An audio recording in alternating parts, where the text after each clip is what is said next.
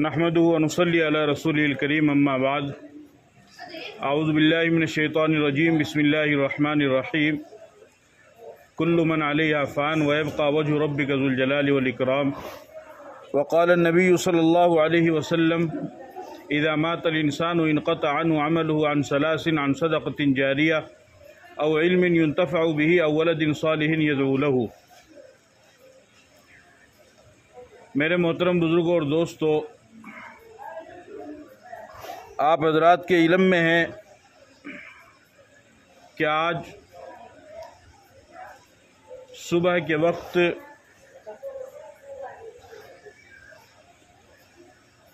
हमारे शहर नवलगढ़ की मारूफ शख्सियत,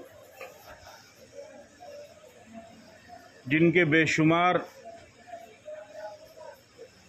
शागिर्द हैं और ना जाने कितने ही बच्चों ने और बच्चियों ने उनके पास बैठ कर के नाज़रा कुरान पढ़ा और हिफ्ज़ कुरान करीम की तकमील की। हमारे बड़े बुज़ुर्ग जनाब हज़रत मौलाना क़ारी मोहम्मद यामीन साहब दामद बरकातुहुम के वालिद मोहतरम और हम सब के बुज़ुर्ग मरहूम जनाब हाजी फ़तेह मोहम्मद साहब अल्लाह को प्यारे हो गए। और ये मामला सिर्फ़ उनकी ज़ात तक का नहीं है, बल्कि ये अल्लाह का बनाया हुआ निज़ाम है कि जो भी इस दुनिया के अंदर आएगा वो अपना वक्त पूरा करके दुनिया से चला जाएगा। कुरान करीम की जो आयत मैंने आपके सामने तिलावत की है वो सूरह रहमान की 2 आयतें हैं, जिसमें अल्लाह ताला ने इस बात की तरफ इशारा किया कि मखलूक फ़ानी है और खालिक बाकी है। यानी इंसानियत की ज़ात या अल्लाह के अलावा जितनी भी मखलूक़ात दुनिया के अंदर हैं उन तमाम मखलूक़ात के ऊपर फ़ना तारी होगा और सिर्फ़ कायनात के अंदर अल्लाह की ज़ात ऐसी है कि जिसको बका हमेशगी दवाम है, जिसके ऊपर कभी भी फ़नाइयत तारी नहीं होगी और जो ज़ात कभी भी ख़त्म नहीं होगी। फरमाया कुल्लु मन अलैहा फ़ान व यबक़ा वजहु रब्बिका ज़ुल जलाली वल इकराम। हर चीज़ पर फ़नाइयत तारी होगी, सिर्फ़ और सिर्फ़ तेरे रब की ज़ात बाकी रहेगी, बाकी उसके अलावा कोई भी बाकी नहीं रहेगा। इंसान भी बाकी नहीं रहेगा, जिन्नात भी बाकी नहीं रहेंगे, फ़रिश्ते भी बाकी नहीं रहेंगे। इसके अलावा अल्लाह ताला ने तकरीबन 18,000 मखलूक़ात पैदा फरमाई हैं, तो उन 18,000 मखलूक़ात में से कोई एक मखलूक भी, चाहे वो आला से आला मखलूक हो या अदना से अदना मखलूक हो, कोई एक मखलूक भी बाकी नहीं रहेगी। जिसका जब वक्त आएगा वो अपना वक्त पूरा करके दुनिया से चले जाएंगे, चाहे वो इंसान हो या जिन्नात हो या फरिश्ते हो, ज़मीन हो, आसमान हो, चाँद हो, सूरज हो, सितारे हो, सैयारे हो, दरिया हो, समुंदर हो, पहाड़ हो या जो भी चीज़ें हों। चूँकि ये अल्लाह का बनाया हुआ निज़ाम है तो इस निज़ाम के तहत हर इंसान यहाँ से जाएगा और इसी निज़ाम के तहत हाजी साहब अपनी ज़िंदगी के अय्याम पूरे करके और अपनी साथ और अपनी सांसों को पूरा करके आज हमारे दरमियान से रुखसत हो गए हैं। अल्लाह का बनाया हुआ जो निज़ाम है मौत का, ये कोई गलत निज़ाम नहीं है, बल्कि अल्लाह का बनाया हुआ सही निज़ाम है। अगर मौत का निज़ाम ना होता तो दुनिया इंसानों से भर जाती और इस तरीके से एक घर के अंदर काफ़ी बड़ी तादाद में लोग रहने वाले मौजूद होते। और लेकिन अल्लाह ने ये निज़ाम बनाया कि धीरे धीरे जो अपनी उम्र की तकमील को पहुँचते हैं वो आखिरत की तरफ जाते रहते हैं और दूसरे नए इंसान दुनिया के अंदर बच्चों की विलादत की शक्ल में आते रहते हैं। ये अल्लाह का बनाया हुआ निज़ाम है और ये बहुत ही बेहतरीन निज़ाम है। इस निज़ाम में कोई दो राय नहीं है। इस निज़ाम में कोई कमी नहीं है, कोई नुक्स नहीं है। और इसका अंदाज़ा आप इस बात से भी लगा सकते हैं, अब आप ये कहेंगे कि अगर ये अल्लाह का बनाया हुआ बेहतरीन अच्छा और दुरुस्त निज़ाम है तो हमें तो मौत पर बहुत ज़्यादा तकलीफ़ होती है। जैसे अभी हमारे हज़रत के वालिद साहब का इंतकाल हुआ तो सुबह इन्होंने मुझे फ़ोन किया, हालांकि उससे 5-10 मिनट पहले मेरी इनसे बात हुई थी किसी और सिलसिले में, तो ठीक अच्छे अंदाज में इन्होंने बात की हंसते खेलते हुए। लेकिन फिर 5-10 मिनट के बाद वालिद साहब के वफ़ात की इन्होंने मुझे इत्तला दी तो मैंने ये महसूस किया कि इनके लहजे में ज़रा नरमी थी और गोया कि आँखों से आंसू जारी थे। इसी तरीके से जो दूसरे हैं, बाप बिछड़ जाए तो बेटों को गम, भाई बिछड़ जाए तो भाई को गम, शौहर बिछड़ जाए तो बीवी को गम, औलाद बिछड़ जाए तो माँ बाप को गम। तो आप कहेंगे कि अगर ये अल्लाह का बनाया हुआ सही निज़ाम है मौत का, तो फिर ये आंसू क्यों निकलते हैं और फिर ये गम क्यों होता है? आप एक बात को याद रखिए कि इंसान को मौत का कभी भी गम नहीं होता है, कभी भी गम नहीं होता है। इंसान को जो गम होता है या उसकी आंखों से जो आंसू निकलते हैं वो अपने किसी प्यारे और किसी अजीज़ की जुदाईगी का गम होता है, मौत का गम नहीं होता है। अगर किसी इंसान को अच्छी हालत में मौत आए तो दूसरे लोग बाकायदा तमन्ना करते हैं कि खुदाया हमको भी इसी तरीके से मौत देना। जैसे अगर आपको ये मालूम हो जाए कि फ़ुला हाजी साहब का सजदे में इंतकाल हो गया तो बताओ आप लोग दुआ करोगे नहीं कि अल्लाह मुझे भी ऐसी मौत देना कि सजदे में मेरा इंतकाल हो जाए। आपको पता चला कि फ़ुला हाजी साहब का कुरान की तिलावत करते हुए इंतकाल हो गया, फ़ुला साहब हज करने के लिए गए, काबे का तवाफ़ कर रहे थे और तवाफ़ करते हुए उनका इंतकाल हो गया, रोज़े रसूल के सामने दुरूद व सलाम पढ़ रहे थे, वहाँ पर उनका इंतकाल हो गया, तहज्जुद में उठे और मुसल्ले पर जो है अपना सर रखा, सजदे में गए और उसी हालत में रूह परवास कर गई। रमज़ान का महीना था, रोज़े की हालत थी और रोज़े की हालत में दुनिया से चले गए। सहरी हमारे साथ में की, इफ्तारी आखिरत में जाकर के की। इस तरीके से जब किसी की अच्छी मौत की आप खबर सुनते हैं तो बताइए कौन सा ऐसा मुसलमान है जो ये तमन्ना नहीं करता है कि काश खुदाया मुझे भी ऐसी मौत आए। तो अगर वो गलत होती तो फिर इंसान उसकी तमन्ना कैसे कर सकता था? तो मालूम हुआ कि इंसान मौत की तमन्ना करता है। इसका मतलब ये है कि अल्लाह का बनाया हुआ सही निज़ाम है, इसीलिए इंसान उसकी तमन्ना करता है। बाकी जो वो रोता है या उसको दुख होता है तो वो मौत का दुख नहीं होता है, बल्कि अपने अजीज़ के बिछड़ने का दुख होता है, अपने प्यारे के बिछड़ने का दुख होता है। और ये दुख सिर्फ मौत पर नहीं होता है, ये तो हर मौके पर होता है। एक नौजवान लड़का है, वो 2-3 साल के लिए बाहर जाएगा कमाने के लिए, सऊदीया, दुबई, मस्कत कहीं भी जाए। जब वो अपनी बीवी से मिलेगा तो जाहिर सी बात उसकी बीवी की आंखों से खुद ब खुद आंसू आ जाएंगे। जब वो अपने बच्चों से मिलेगा तो उसके बच्चों की आंखों में आंसू आ जाएंगे, वरना उसकी आंखों में आंसू आ जाएंगे कि वो अपने बच्चों को छोड़ करके जा रहा है। लेकिन बताओ क्या बाहर जाना ये गलत है? हालांकि यही इंसान बाहर जा कर के जाएगा, वहाँ पर मेहनत मजदूरी करेगा, पैसे कमाएगा और इनकी खुशी के लिए पैसे भेजेगा। लेकिन उसके बावजूद, और ये सारी चीज़ें इनको मालूम भी है कि जब तक ये बाहर, बीवी को मालूम है कि शौहर जब तक बाहर नहीं जाएगा, औलाद को मालूम है कि बाप जब तक बाहर नहीं जाएगा, छोटे भाई को मालूम है कि बड़ा भाई जब तक बाहर नहीं जाएगा उस वक्त तक हमारा घर का निज़ाम दुरुस्त नहीं होगा, हमारा घर चलेगा नहीं।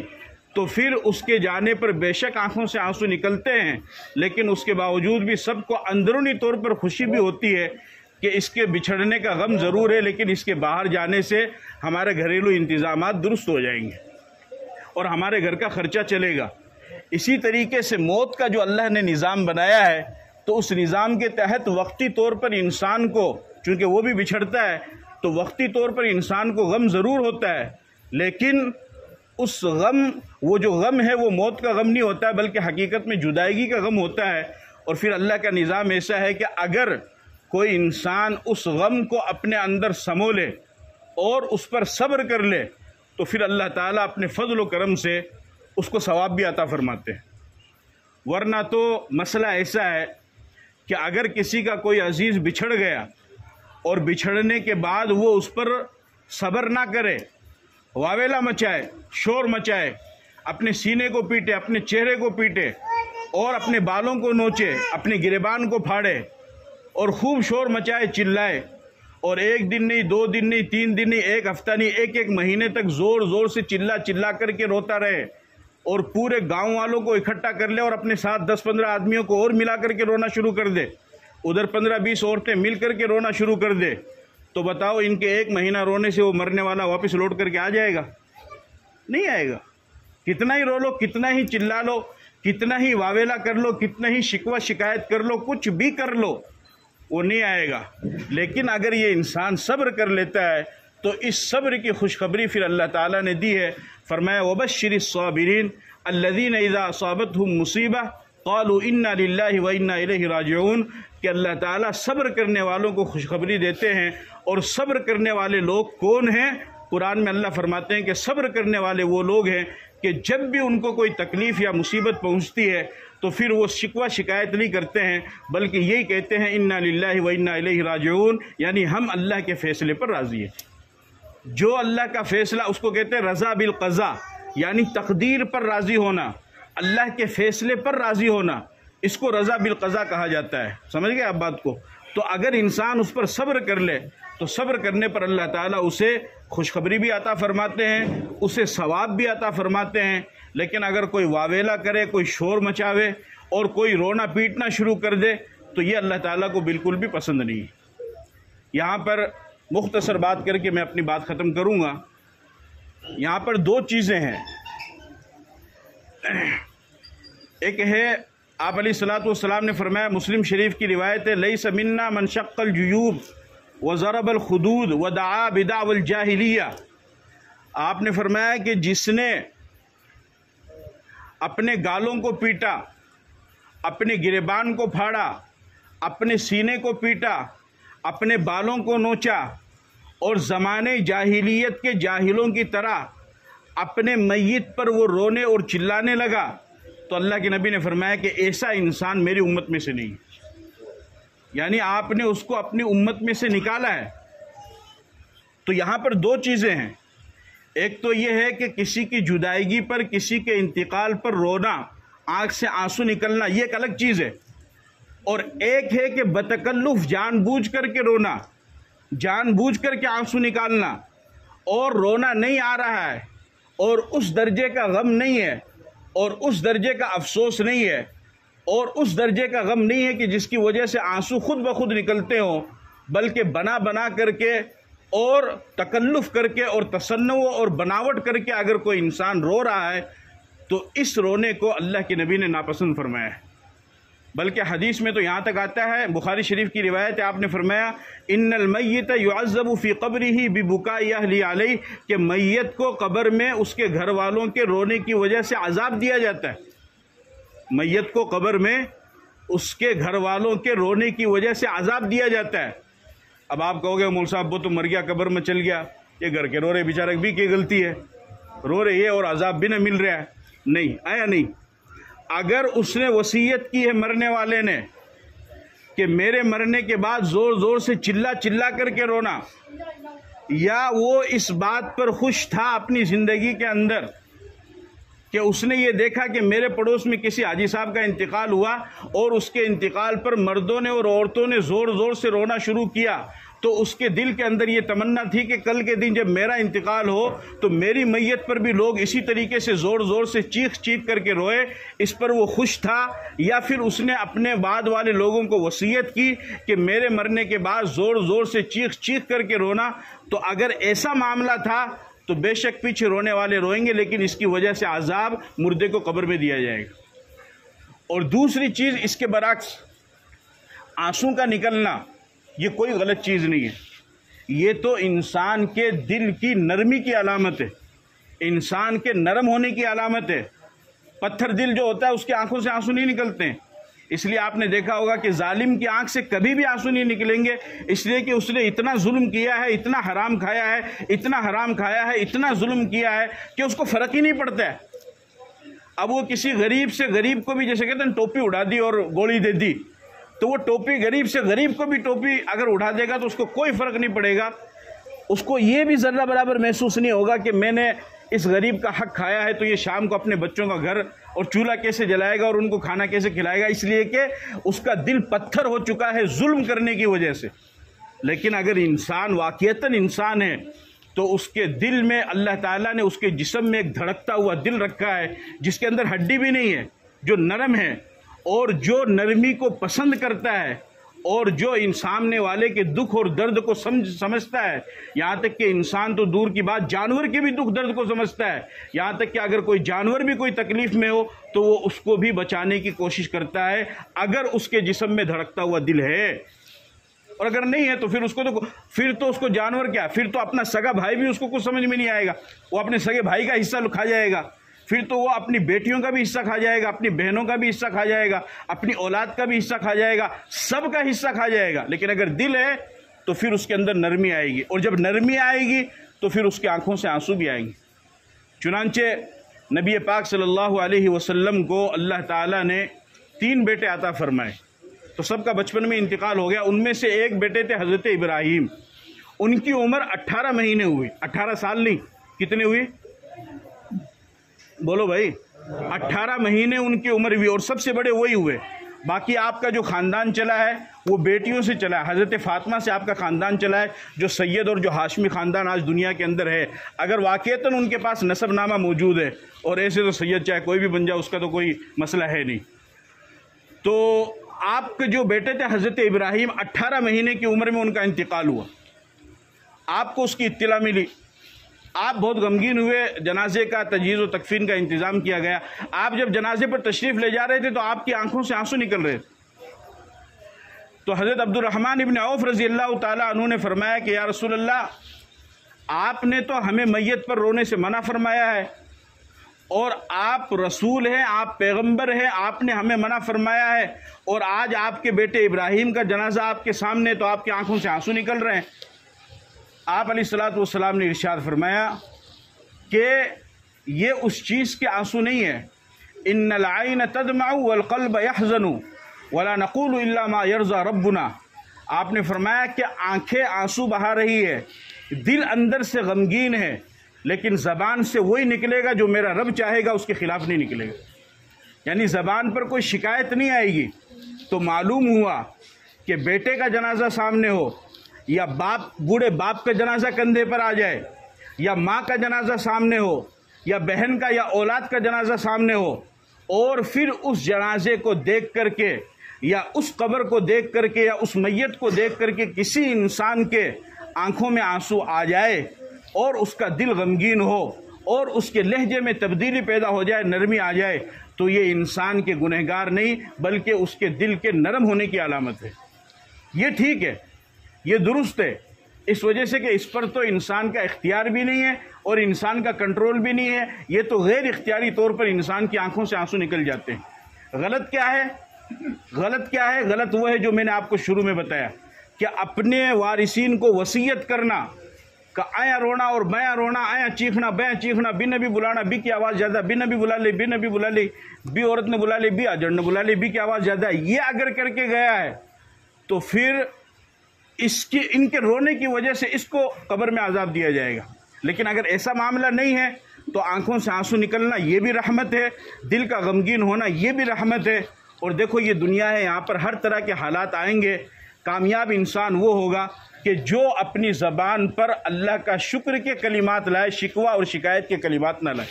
इसलिए कि शिकवा करने से हमारा मसला हल नहीं होगा। शिकवा शिकायत करने से हमारा वो जो मैयत है, वो जो मरहूम है, वो वापस लौट करके नहीं आ सकता है, क्योंकि ये अल्लाह का फ़ैसला है, ताकतवर फ़ैसला है। इस फ़ैसले को पूरी कायनात मिल करके भी नहीं बदल सकती है। पूरी कायनात मिल करके किसी को पैदा भी नहीं कर सकती है, और पूरी कायनात मिल करके किसी को मार भी नहीं सकती है, और पूरी कायनात मिल करके किसी मरे हुए को ज़िंदा भी नहीं कर सकती है। सब अल्लाह के हाथ में है, टोटल अला लहुल खल्क़ वल अम्र, हर हुक्म वो किसके हाथ में है? अल्लाह के हाथ में। तो करना क्या है कि इस दुनिया के अंदर, इस ज़िंदगी के अंदर खुशी के हालात भी आएंगे, गम के हालात भी आएंगे। मोमिन को इस्लाम ने ये बताया कि जब खुशी के हालात आए तो उस पर शुक्र करो, और जब गम के हालात आए तो उस पर सब्र करो। शुक्र का रास्ता भी जन्नत की तरफ जाता है और सब्र का रास्ता भी जन्नत की तरफ जाता है। दोनों हालात में अल्लाह ताला ने मोमिन के लिए फजीलत और अजर और सवाब रखा है कि हमें इन चीज़ों को समझने की ज़रूरत है और अपनी ज़िंदगी में उतारने की ज़रूरत है। और जाने वाला तो देखो चला जाता है और फिर वो आपके लिए किसी भी चीज़ का मोहताज नहीं है। जाने वाला जो भी है, आज गया हो, कल गया हो, 10 साल पहले गया हो या 50 साल पहले गया हो, वो सिर्फ़ और सिर्फ आपके इसाले सवाब का मोहताज है। शरीयत ने हमें ये मौका दिया है कि आप अपने मरहूम की तरफ से इसाले सवाब करें, नफलों में, फ़र्ज़ में नहीं। इसलिए कि फ़र्ज़ तो आपकी ज़िम्मे वाजिब, वो तो आपको करने पड़ेंगे। फ़र्ज़ का इसाले सवाब नहीं है, नफलों का इसाले सवाब होगा। समझ गए आप? जैसे नफल नमाज आपने पढ़ी या कुरान की तिलावत की या नफली सदका खैरात आपने किया या तस्बीह पढ़ी या जिक्र किया या कलीमा पढ़ा या किसी गरीब की मदद की या मदरसे में पढ़ने वाले बच्चों की मदद की, जिस तरीके से भी जो भी नफली अमल आप करेंगे, अगर उसके सवाब की नीयत आप अपने मरहूम की तरफ करते हैं तो फिर उसको मुकम्मल सवाब उसका पहुँच जाएगा। और हर जाने वाला सिर्फ़ और सिर्फ आपके इसाले सवाब का मुंतज़िर है। तो लिहाजा बाद वालों का ये फ़र्ज़ है कि वो जाने वाले के लिए ज़्यादा से ज़्यादा इसाले सवाब करें। हमारे यहाँ एक गलत मामूल ये चला हुआ है कि इंतकाल के तीसरे दिन बच्चों को बुलाते हैं, उनको खाना खिलाते हैं, उसके बाद दुआ करते हैं। और बहुत सारे लोग ये समझते हैं कि तीसरे दिन से पहले भी कौन कर सका और बाद में भी कौन कर सका। अरे ये क्या बात है? मरने वाला जब मर गया, अब उसके बाद उसको आप जब भी आपके मन में आए, आपके समझ में आए, आप कभी भी उसके लिए इसाले सवाब कर सकते हैं। तीसरे दिन का, चौथे दिन का, 10वें दिन का, 40वें दिन का इंतज़ार करना मुनासिब नहीं है। खुदा ना करे मरने वाला अगर अपने गुनाहों की वजह से अज़ाब कब्र में मुब्तला हो और आप 40 दिन के बाद उसके लिए इसाले सवाब करें और 40 दिन के बाद आपके इसाले सवाब या आपकी दुआए मग़फ़िरत की वजह से अल्लाह ताला उसको अज़ाब कब्र के से हटाकर उसके लिए जन्नत का फ़ैसला फरमा दे, तो अगर आपको ये बात मालूम हो जाए कि मेरा बाप अज़ाब कब्र के अंदर मुब्तला है, तो बताओ आप 40 दिन इंतज़ार करोगे? अगर 40 दिन आपकी दुआ की वजह से 40 दिन के बाद वो जन्नत में जा रहा है, तो ये काम पहले करो ना, पहले दिन करो, दूसरे दिन करो, यानी जब मौका हो तब करो। लिहाजा ये समझना कि तीसरे दिन होना चाहिए, 10वें दिन होना चाहिए, ये कोई ज़रूरी नहीं है। वो चूँकि 3 दिन का सोग होता है उसकी वजह से वो किया जाता है, वो भी ठीक है। लेकिन ये है कि हम लोग जो यहाँ पर बैठे हुए हैं या घर वाले जितने भी लोग हैं, हम सबको चाहिए कि अब हम हाजी साहब के लिए जितना भी ज़्यादा से ज़्यादा कर सकते हैं इसाले सवाब करें। नफली नमाज़ पढ़ के, कुरान की तिलावत करके 1 पारा 2 पारा, कि अल्लाह इसका सवाब हाजी साहब की रूह को पहुँचा, जितने भी ईमान वाली दुनिया से गए हैं उनको पहुँचा। और इस तरीके से सभी के लिए दुआए मग़फ़िरत करें। अल्लाह ताला सबको उसका सवाब पहुँचाएंगे और किसी के सवाब में कोई कमी नहीं आएगी, क्योंकि वो खुदा का दरबार है। अहमद समझिए कि यार मैं माला बाप के लिए एक कुरान पढ़ दिया, अब मैं कहूँगा सर न पूछा दो, तो माला बाप का तो कम हो जाओगा। कम कोई का ही को नहीं होगा, किसी का कुछ नहीं कम होगा। वो हमारा दरबार नहीं है, वो हमारा ख़जाना नहीं। वो किसका ख़जाना है? वो अल्लाह का ख़जाना है। उसके ख़जाने में कुछ भी कमी नहीं आएगी। जो इंसान मांगे, सारी दुनिया मांगे और उसको अल्लाह ताला सारी कायनात के इंसानों को उसकी मर्ज़ी के मुताबिक अल्लाह ताला दे दे, फिर भी अल्लाह के ख़जाने में इतनी भी कमी नहीं आएगी कि चिड़िया समुंदर के अंदर चोंच मारे तो उस चिड़िया के चोंच मारने की वजह से उस समुंदर में से हल्का सा कतरा पानी का वो तो कम हो जाएगा, मेरे रब के ख़जाने में उतनी भी कमी नहीं होगी, क्योंकि उसका ख़जाना बड़ा वसी है। तो लिहाजा चूँकि वक्त हो चुका है, इसलिए आप हज़रात से दरख्वास्त है कि ज़्यादा से ज़्यादा मरहूम के लिए, हाजी साहब के लिए और बिलखुसूस जितने भी अहले ईमान हैं उन तमाम के लिए ज़्यादा से ज़्यादा दुआए मग़फ़िरत करें। चूँकि गर्मी भी ज़्यादा है, घर वाले भी थोड़े थके हुए हैं, इस वजह से हमने आपस में मशवरा किया। हज़रत कारी साहब का हुक्म था कि आप थोड़ी देर बयान फरमा दें, उसके बाद में जो है दुआ फरमा दें। बयान तो मुझे मुख्तसर करना था, लेकिन आप हज़रात की बरकत से शायद बातें अल्लाह ताला ने जहन में डाल तो और भी रहा है, लेकिन गर्मी ज़्यादा है। इंशाअल्लाह फिर मौका होगा तो फिर करेंगे। आपसे ये दरख्वास्त है कि ज़्यादा से ज़्यादा उनके लिए इसाले सवाब करें।